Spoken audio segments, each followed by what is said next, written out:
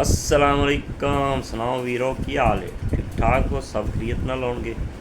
तो मैं भी ठीक, अलहमदुलिल्लाह, अल्लाह का शुक्र है, बिल्कुल ठीक ठाक खरीत है। तो गल है कि अज जुमतुल मुबारक है, बड़ा अच्छा दिन है, बड़ा मुबारक दिन है। कल जिहड़ा दिन गुजर गया हज का, वो भी मुबारक दिन सी, बड़ा ही खूबसूरत दिन सी।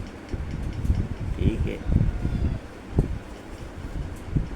ਤੇ ਅੱਜ ਈਦ ਹੈਗੀ ਆ ਅਰਬ ਮੁਮਾਲਕ ਦੇ ਵਿੱਚ, ਕੱਲ੍ਹ ਹੈ ਅੱਲਾ ਦੇ ਹੁਕਮ ਨਾਲ ਆਪਣੇ।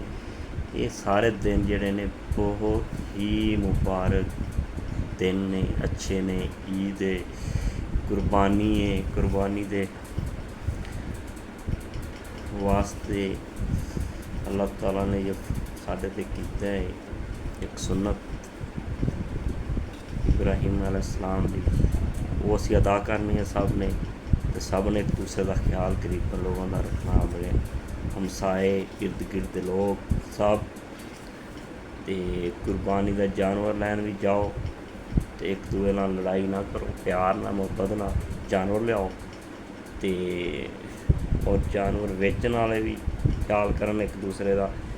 पैगाम एक छोटा जा, तो तुसीं सारिਆਂ ने सब्सक्राइब करना है, फॉलो करना है, इस वीडियो में तक शेयर करना है ताकि सब तक पहुँचेगा।